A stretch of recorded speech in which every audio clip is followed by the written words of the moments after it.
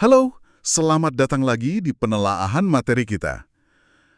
Pernah nggak sih Anda kepikiran, kenapa ya orang, bahkan yang kelihatannya jujur banget, gitu kadang bisa aja bertindak nggak jujur? Hmm, Bukan yang kejahatan gede loh ya, tapi kecurangan kecil-kecilan sehari-hari. Yang mungkin kita sering lihat, atau ya jangan-jangan kita lakukan juga. Heeh. Nah, hari ini kita mau coba bedah nih satu bab penelitian yang menarik banget. Bab ini coba ngupas kenapa kita punya kecenderungan ini, dan apa sih yang mungkin bisa kita lakukan soal itu. Oke. Sumber kita kali ini dari bab 11, judulnya Konteks Karakter Kita, bagian I, dari sebuah studi tentang perilaku irasional. Kita mau bongkar temuan-temuan kuncinya. Siap. Kita bakal lihat eksperimen yang menarik, contoh-contoh nyata, biar kita lebih paham gitu akar ketidakjujuran itu apa, dan gimana pengingat yang simpel aja tuh bisa banget ngubah perilaku kita. Siap mulai? Betul. Nah, sumber ini memang fokusnya ke situ. Jadi gimana faktor situasi, terus kondisi psikologis kita itu ternyata pengaruhnya seringkali lebih gede ke kejujuran kita. Oh, jadi bukan cuma soal, Iya, bukan cuma sekedar hitung-hitungan untung rugi kalau ketahuan gitu. oke. Makanya ini agak nantang pandangan umum yang mikir ketidakjujuran tuh ya cuma masalah segelintir oknum aja. Ya, apal busuk gitu ya istilahnya. Nah, itu dia. Bab ini justru bantu kita lihat kenapa kita semua, ya sebagai manusia biasa, kadang bisa aja gitu sedikit belok dari jalur lurus. Bahkan buat hal-hal yang kelihatannya sepele. Menarik. Oke, kalau gitu kita lihat dulu deh, seberapa besar sih masalah ketidakjujuran yang kecil-kecilan ini dampaknya? Soalnya angkanya ini lumayan bikin kaget loh. Iya, memang. Kita kan sering dengar berita perampokan bank, pencurian mobil gitu ya. Tapi ternyata nih, kalau diakumulasi, kerugian gara-gara pencurian atau penipuan oleh karyawan, Yang kecil-kecil itu ya, kayak ambil pulpen kantor. iya, atau markup ongkos perjalanan dinas sedikit, itu aja diperkirakan totalnya sampai 600 miliar dolar setahun. Di Amerika aja loh ini. Wow, 600 miliar dolar. Itu angka yang gede banget ya. Gede banget. Coba bandingin sama total kerugian dari kejahatan properti yang lebih standar kayak rampok, curanmor, pembakaran gitu. Berapa tuh? Itu cuma sekitar 16 miliar dolar setahun. Jauh banget kan bedanya? Jauh sekali. Beda puluhan kali lipat. Dan itu belum semuanya. Masih ada lagi kayak klaim asuransi palsu. Itu sekitar 24 miliar dolar setahun. Terus, penggelapan pajak. Jadi selisih antara pajak yang harusnya dibayar sama yang beneran dibayar ke negara, itu IRS perkirakan sekitar 350 miliar dolar setahun. Gila ya? Fantastis ya angkanya. Jadi yang kecil-kecil ini kalau ditotal, wih. Iya, bahkan ada istilah spesifik loh di dunia retail, namanya wardrobing. Oh, yang beli baju terus dipakai sekali dibalikin lagi itu ya? Nah itu, beli baju, dipakai hati-hati buat acara, terus dibalikin lagi seolah-olah nggak jadi beli. Itu aja kerugiannya ditaksir 16 miliar dolar setahun. Hahaha, ada-ada aja ya. Ini kita belum ngomongin skandal yang lebih gede kayak Enron, yang bilangnya inovasi akuntansi padahal nipu. Atau eksekutif yang mainin tanggal opsi saham biar untung pribadi. Atau lobby politik yang wilayahnya abu-abu banget. Betul. Sampai praktek industri farmasi yang kasih hadiah-hadiah mewah ke dokter biar ngeresepin obat mereka. Itu kan juga bentuk ketidakjujuran terselubung ya. Intinya sih poin utamanya itu dampak gabungan dari banyak banget tindakan ketidakjujuran kecil yang dilakuin oleh banyak orang itu ternyata luar biasa besarnya. Jauh lebih besar dari kejahatan segelintir penjahat profesional. Betul, jauh banget. Ini nunjukin kalau masalah sebenarnya tuh mungkin bukan di penjahat kelas kakapnya. Tapi lebih ke, ya kecenderungan kita semua ini untuk sedikit nakal gitu kalau ada kesempatan. Jadi masalah ketidakjujuran skala kecil yang meluas ini secara ekonomi dampaknya signifikan banget ya. Sangat signifikan. Lebih dari yang kita bayangkan mungkin. Oke. Nah, biar kita makin ngerti kenapa bisa gitu, kita coba lihat salah satu eksperimen kunci yang dibahas di bab ini. Ini dilakuin di Harvard Business School. Cukup menarik ya tempatnya buat neliti kejujuran ya. Iya, tempat calon-calon pemimpin bisnis kan? Eksperimennya dirancang cukup cerdik sih. Gimana tuh? Jadi, ada mahasiswa S1 sama MBA di Harvard diminta ngerjain tes. Isinya 50 soal pilihan ganda, kayak soal standar gitulah. Waktunya 15 menit. Terus ada imbalannya? Ada, mereka dibayar 10 sen per jawaban benar. Nah, ada beberapa kelompok perlakuan. Kelompok pertama, ini kelompok kontrol. Yang nggak bisa curang ya? Iya, mereka kerjain tes, terus kumpulin kertas kerja sama lembar jawabannya ke pengawas. Nanti pengawas yang nilai. Nah, di kelompok ini, rata-rata mereka jawab benar sekitar 32-33 soal. Oke, jadi itu patokan dasarnya ya? Kejujuran murni mereka segitu? Anggap aja gitu. Terus, mulailah dikasih kesempatan buat nakal. Kelompok kedua, setelah selesai ngerjain tes, mereka dikasih lembar contekan. Isinya jawaban yang benar semua. Wah, Tugas mereka itu nyalin jawaban dari kertas kerja mereka ke lembar jawaban ini. Nah, di sini ada celah kan buat benerin jawaban yang salah sebelum dikumpul? pasti naik nih skornya. Naik! Skor rata-rata yang mereka laporin jadi sekitar 36 jawaban bener. Oke, jadi jelas ada yang curang. Nambah sekitar 3 soal ya rata-rata? Iya, tapi ini nih yang menariknya. Mereka itu nggak curang secara maksimal. Maksudnya? Ya kan mereka udah lihat kunci jawaban tuh. Harusnya bisa aja dong ngaku bener semua 50 soal. Tapi ternyata nggak dilakuin. Rata-rata cuma nambah 3 soal aja. Iya juga ya. Kenapa tuh kira-kira kok curangnya nanggung gitu? Nah, itu pertanyaannya. Mungkin masih ada rasa takut ketahuan. Makanya dites lagi di kelompok berikutnya. Gimana di kelompok ketiga? Kesempatan curangnya ditambah. Iya, di kelompok ketiga ini bukan cuma dikasih lihat kunci jawaban, tapi mereka juga disuruh merobek kertas kerja asli mereka sendiri sebelum nyerahin lembar jawaban yang udah diperbaiki. Oh, jadi makin susah dibuktikan dong kalau mereka nyontek? Bukti awalnya udah dihancurin. Betul. Logikanya harusnya mereka jadi lebih berani curang kan? Tapi hasilnya... Jangan bilang sama aja. Ya gitu deh, rata-rata klaimnya tetap aja di kisaran 36 jawaban benar. Nggak ada peningkatan kecurangan yang signifikan, meskipun udah lebih aman. Wah, ini mulai aneh nih. Udah lebih gampang, lebih aman buat curang, tapi tingkat kecurangannya nggak nambah. Gimana sama kelompok terakhir? Paling bebas dong. Paling bebas, kelompok terakhir ini kesempatannya paling gede.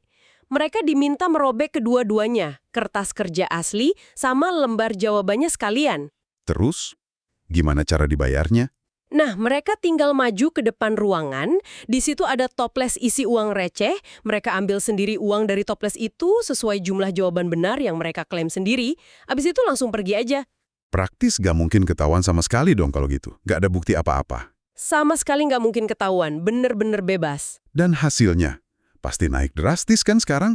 Ternyata, angkanya cuma naik dikit banget, jadi rata-rata 36,1 jawaban benar. Hah? Serius? Cuma segitu? Iya, bisa dibilang ya sama aja lah kayak dua kelompok sebelumnya yang bisa curang tapi masih ada sedikit jejak. Ini beneran menarik banget sih. Jadi kesimpulannya bukan sekedar, oh orang bakal curang kalau ada kesempatan, tapi lebih kompleks ya? Betul, kesimpulannya lebih ke kita ini cenderung curang tapi cuma sedikit aja. Cuma secukupnya gitu ya? Iya, bahkan pas risikonya nyaris nol pun, kita nggak lantas aji mumpung curang habis-habisan. Nah ini yang jadi pertanyaan besar, kenapa begitu? Kenapa ya? Apa ada semacam rasa bersalah atau gimana? Nah ini yang oleh penelitinya disebut sebagai teori fudge factor. Atau kalau diterjemahin bebas mungkin faktor pemakluman atau batas toleransi gitulah. Fudge factor. Gimana tuh maksudnya? Intinya gini, kita ini sebagai manusia kayak punya dua keinginan yang saling tarik-menarik di dalam diri. Satu sisi, kita pengen dapat keuntungan lebih, termasuk ya dari curang kalau bisa. Oke, naluri dasar lah ya. Tapi di sisi lain, kita juga punya keinginan kuat buat tetap merasa diri kita ini orang yang baik, jujur, bermoral. Citra diri positif itu penting buat kita. Iya. Nah, jadinya gimana? Kita kompromi, kita mencuri atau curang sedikit aja, sebatas mana? Sebatas yang masih bisa kita benarkan dalam hati kita sendiri. Masih bisa kita anggap wajar, nggak sengaja, cuma sedikit ini. Oh, jadi kita curang cukup buat dapat untung kecil, tapi nggak sampai kelewatan, sampai kita merasa jadi orang jahat gitu ya? Nggak sampai merusak citra diri kita sebagai orang jujur. Nah, persis. Jadi ada semacam batas nggak tertulis di kepala kita masing-masing, seberapa jauh kita boleh melanggar sebelum kita merasa nggak nyaman sama diri sendiri. Dan batas ini menurut eksperimen tadi, kayaknya nggak terlalu terpengaruh sama seberapa besar risiko ketahuannya ya. Mau gampang ketahuan atau susah banget, curangnya segitu-gitu aja. Kurang lebih begitu kesimpulan dari teori ini. Faktor utamanya bukan lagi sekedar kalkulasi rasional untung rugi ketahuan atau enggak, tapi lebih ke gimana caranya kita bisa menjaga citra diri positif kita tetap utuh. Selama kecurangan itu bisa kita anggap kecil, sepele, atau kita bisa cari pembenaran kayak, semua orang juga begitu, ya kita masih merasa nyaman melakukannya. Wah, ini kalau dipikir-pikir, jadi relevan banget ya kalau kita lihat banyak praktik di masyarakat. Sumber ini kan juga nyinggung contoh lain kan? Iya, betul. Misalnya perusahaan kartu kredit yang suka ada biaya tersembunyi, atau bunga yang tiba-tiba naik tanpa pemberitahuan jelas, atau maskapai penerbangan yang mungkin manajemennya kurang oke, terus pas bangkrut minta dana talangan dari pemerintah. Iya. Sampai hal yang mungkin lebih dekat sama kita, kayak mesin minuman soda di sekolah. Mungkin kita tahu itu nggak sehat buat anak-anak, tapi ya tetap dipasang karena ngasilin duit buat sekolah. Atau celah-celah pajak yang sering banget dimanfaatin sama orang-orang kaya atau perusahaan besar. Nah, itu semua bisa dilihat sebagai bentuk memanfaatkan kesempatan dalam batas yang mungkin dianggap wajar atau bisa dibenarkan oleh pelakunya kan? Mereka nggak merasa jadi penjahat besar gitu. Bisa jadi begitu cara mereka merasionalisasikannya. Dan pemerintah tentu nggak tinggal diam lihat ini semua. Ada upaya-upaya regulasi kan? Contohnya, Ya, kayak Sarbanes-Oxley Act di Amerika setelah skandal Enron dan WorldCom dulu, itu kan undang-undang yang memperketat banget aturan soal akuntabilitas perusahaan, laporan keuangan, dan tanggung jawab manajemen. oh ya pernah dengar itu. Terus ada juga usaha buat membatasi earmarking atau dana titipan lah istilahnya dalam anggaran belanja negara, biar lebih transparan alokasinya. Atau aturan soal transparansi gaji eksekutif perusahaan publik. Biar pemegang saham tahu Betul, banyak upaya regulasi dari luar, tapi pertanyaannya, seberapa efektif ya kalau ternyata dorongan internal buat curang sedikit dan kemampuan kita untuk merasionalisasikannya ini begitu kuat di dalam diri kita. nah itu dia, mungkin pendekatannya nggak cukup cuma dari aturan dan hukuman eksternal aja, mungkin harus nyentuh sisi psikologisnya juga. Ini kayaknya nyambung ke poin berikutnya di bab ini ya, soal peran etika profesi dan gimana standar itu mungkin udah agak menurun. Iya, ini juga poin penting. Dulu kan banyak profesi itu punya semacam sumpah atau kode etik yang kuat banget. Kayak sumpah Hipokrates buat dokter. Itu kan kayak pengingat internal yang kuat banget soal standar perilaku yang diharapkan. Jadi semacam jangkar moral gitu ya. Bisa dibilang begitu. Tapi, argumen di sumber ini, ada gerakan deregulasi profesi yang mulai sekitar tahun 60-an. Mungkin niat awalnya baik ya, buat ngurangin kesan elitis, biar lebih terbuka, lebih kompetitif. Tapi dampaknya? Dampaknya secara nggak sengaja mungkin malah mengikis fondasi etika profesi itu sendiri. Jadi yang tadinya patokannya norma profesi yang kaku dan diinternalisasi, pelan-pelan keganti sama ya penilaian pribadi aja sama tekanan pasar atau komersialisasi. Ada buktinya nggak soal penurunan etika profesi ini? Ada beberapa data yang dikutip. Misalnya ada studi di beberapa negara bagian Amerika Serikat di tahun 90-an, itu nunjukin banyak pengacara merasa moralitas dalam profesi mereka itu menurun. Kenapa katanya? Mereka merasa tekanan ekonomi, persaingan, itu maksa mereka buat kompromi soal standar profesionalisme. Dan mereka juga ngerasa asosiasi pengacara, Bar Association, itu gagal dalam menegakkan standar etika dengan cukup baik. Wah, dan ini gak cuma di bidang hukum aja kan? Enggak. Profesi medis juga kena kritik serupa. Ada tuduhan soal dokter yang melakukan prosedur medis yang sebenarnya nggak perlu-perlu amat, cuma demi ngejar pendapatan. Atau soal kickback, semacam komisi ilegal gitu ya? Iya, dari laboratorium, perusahaan alat kesehatan, atau dari industri farmasi.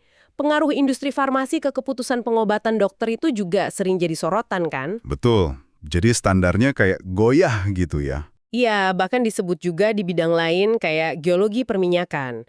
Atau yang ironisnya, di kalangan ahli etika profesional sendiri, ada indikasi penurunan standar juga. Haha, ini ironis banget sih. Ahli etika kok malah... Nah, yang menarik buat dicermati di sini tuh, gimana pergeseran cara berpikir. Dari yang tadinya basisnya norma profesi yang tertanam kuat, apa sih yang benar menurut standar profesi saya? Jadi lebih ke arah norma pasar. Apa yang paling menguntungkan? Atau gimana caranya saya bisa menang bersaing? Pergeseran fokus ini bisa pelan-pelan mengubah perilaku etis individu. Wah, kok kesannya jadi agak suram ya? Kayak kita ini emang dasarnya cenderung nakal dan standar etika juga makin luntur. Apa nggak ada harapan gitu? Tenang. Untungnya bagian selanjutnya dari bab ini ngasih sedikit cahaya harapan. Ada eksperimen lain lagi, dan hasilnya ini cukup bikin wah gitu. Oh ya, eksperimen apa lagi nih? Kali ini tentang kekuatan pengingat moral. Tugasnya beda dari yang tadi. Peserta dikasih lembaran kertas, isinya ada 20 kotak matriks, angka. Matriks angka. Kayak gimana tuh? Ya, kotak isinya angka-angka acak gitu. Tugas mereka dalam waktu 5 menit, cari 2 angka di dalam tiap kotak yang kalau dijumlahin hasilnya pas 10. Oke, tugas nyari pasangan angka ya. Terus dibayar juga. Iya, dibayar per kotak matriks yang berhasil mereka pecahkan. Oke, terus ada kelompok kontrolnya juga? Ada dong. Kelompok kontrol seperti biasa, mereka kerjain, terus serahin jawabannya buat diperiksa sama peneliti. Nggak bisa curang. Nah, hasilnya, rata-rata mereka cuma bisa selesaikan sekitar 3 matriks aja dari 20. Lumayan susah kayaknya tugasnya. Oke, 3 matriks, itu baseline-nya. Terus kelompok yang bisa curang. Ada juga. Kelompok kedua, ini mirip sama eksperimen Harvard tadi. Setelah selesai ngerjain, mereka hitung sendiri berapa matriks yang berhasil mereka pecahkan. Terus mereka disuruh robek kertas kerjanya sendiri. Dihancurin lagi buktinya. Iya. Lalu mereka tinggal lapor aja ke peneliti berapa skor mereka buat dibayar. Hasilnya pasti ngaku lebih tinggi kan? Bisa ditebak. Kecurangan terjadi lagi. Rata-rata, kelompok yang bisa curang ini ngakunya menyelesaikan 5,5 matriks. Wah, naiknya lumayan banyak ya. Hampir 2 kali lipat dari kelompok kontrol yang cuma 3. Betul. Jadi jelas kalau dikasih kesempatan dan bisa ngancurin bukti, orang cenderung curang lagi. Sampai sini sih masih konsisten ya sama temuan sebelumnya. Iya. Nah, mana nih bagian yang katanya mengejutkan tadi? Nah, ini dia. Ada kelompok ketiga. Perlakuannya persis sama dengan kelompok kedua tadi. Mereka nilai sendiri hasilnya, terus mereka robek kertas kerjanya. Sama persis. Tapi, ada satu perbedaan kecil. Apa tuh? Sebelum mereka mulai mengerjakan soal matriks itu, mereka diminta tanda tangan sebuah pernyataan singkat di bagian atas lembar jawaban mereka. Pernyataan apa? Sumpah jabatan? Bukan. Pernyataannya sederhana aja. Bunyinya kira-kira, saya mengerti bahwa studi ini berada di bawah sistem kode kehormatan MIT. Gitu aja. Kode kehormatan MIT. Emang MIT punya kode kehormatan ya? Nah, itu dia kuncinya nanti. Tapi kita lihat dulu hasilnya. Apa yang terjadi sama kelompok yang tanda tangan pernyataan kode kehormatan ini sebelum mulai? Gimana hasilnya? Apa masih ngaku 5,5 matriks? Jawabannya luar biasa. Di kelompok yang tanda tangan pernyataan kode kehormatan ini, rata-rata skor yang mereka klaim langsung anjlok. Balik lagi jadi cuma 3 metrik. Serius? Sama persis kayak kelompok kontrol yang nggak bisa curang sama sekali? Sama persis. Tingkat kecurangannya jadi 0%. Lenyap total. Hanya karena mereka diminta baca dan tanda tangan pernyataan itu sebelum mulai. Gila. Ini beda banget sama yang eksperimen Harvard tadi ya. Di sana kan dikasih kesempatan lebih besar, curang aja nggak nambah curangnya, tapi tetap curang. Ini kok bisa langsung hilang sama sekali? Nah, itu dia yang bikin tercengang. Apalagi kalau kita ingat Apa? soal kode kehormatan MIT tadi. Iya. Faktanya, MIT itu sebenarnya nggak punya sistem kode kehormatan formal, kayak beberapa universitas lain. Jadi pernyataan itu sebenarnya nggak ada dasarnya, cuma tulisan aja gitu? Bisa dibilang begitu. Nggak ada sistem institusional kuat di baliknya. Tapi ternyata efeknya luar biasa. Wah, ini penting banget sih poinnya. Penting banget. Ini nunjukin kalau pengingat moral sederhana aja, bahkan yang mungkin sifatnya cuma simbolis, atau mungkin nggak sepenuhnya relevan secara fakta kayak kode kehormatan MIT tadi, itu ternyata bisa secara dramatis ngurangin kecenderungan kita buat nggak jujur. Jadi cuma dengan bikin konsep soal moralitas atau kejujuran itu muncul sekilas di pikiran kita, sesaat sebelum kita menghadapi godaan, itu bisa mengubah perilaku kita total. Kayak semacam membangunkan hati nurani kita gitu. Jadi aktif sesaat sebelum kita punya kesempatan buat nakal. Wow. Oke. Jadi kalau kita rangkum nih buat pendengar semua, apa ya poin penting dari obrolan kita hari ini? Kayaknya yang pertama jelas ya, kecenderungan kita buat sedikit nggak jujur itu nyata adanya. Kita ini nggak sepenuhnya makhluk rasional kalau soal jujur nggak jujur. Iya, kita dipengaruhi sama kesempatan. Tapi yang lebih penting lagi, sama kemampuan kita buat memaklumi tindakan kita sendiri. supaya kita tetap bisa merasa jadi orang baik. Betul, faktor pemakluman atau fudge factor itu tadi. Tapi, kabar baiknya nih, Nah, ini yang penting. kita juga ternyata sangat responsif terhadap pengingat moral. Sekecil apapun itu pengingatnya. Cuma dengan mikirin aturan moral sekilas atau bahkan sesimpel tanda tangan pernyataan komitmen, itu bisa membangunkan sisi baik kita dan menjaga kita tetap di jalur yang lurus. Jadi, nggak perlu hukuman berat atau pengawasan ketat terus-menerus ya. Kadang sentilan kecil aja cukup. Kelihatannya begitu berdasarkan eksperimen ini. Ini kan jadi bahan renungan penting ya buat kita semua. Gimana tuh maksudnya? Ya coba kita tanya ke diri sendiri deh, seberapa sadar sih kita sama batas moral pribadi kita waktu lagi ngadepin godaan-godaan kecil sehari-hari. Entah itu di kerjaan, di jalan, di mana aja. Jangan-jangan kita sering tanpa sadar ngelewatin batas itu sedikit-sedikit. Karena kita pinter banget cari-cari pembenaran buat diri sendiri. Nah, itu dia. Dan kalau pengingat sederhana kayak tanda tangan pernyataan, atau mungkin bahkan cuma ingat ajaran moral dasar kayak 10 perintah Tuhan atau Pancasila gitu ya, kalau itu aja bisa seefektif ini, Terus? gimana ya caranya kita bisa secara sadar lebih sering menerapkan pengingat-pengingat semacam ini dalam kehidupan kita sehari-hari? Baik buat diri sendiri maupun mungkin di lingkungan kerja atau organisasi kita, biar bisa saling mendorong jadi lebih jujur. Kira lebih lanjut dari pembahasan bab 11 bagian I ini. Bener-bener ngajak kita ngaca ya soal karakter kita sendiri. Betul, dan ini baru bagian I loh, masih ada lanjutannya. Oke, di pembahasan kita berikutnya, kita akan lihat lagi nih dari bab selanjutnya, gimana ternyata sifat medium transaksi, maksudnya bedanya antara kita berurusan sama uang tunai langsung, dibanding sama benda-benda non-tunai, kayak token atau barang, itu ternyata punya pengaruh yang mengejutkan juga loh terhadap tingkat kejujuran kita. Wah, menarik lagi tuh. Kenapa bisa beda ya kalau bukan uang tunai? Nah, itu yang akan kita bahas nanti, jadi jangan sampai ketinggalan ya. Sampai ketemu di pembahasan selanjutnya.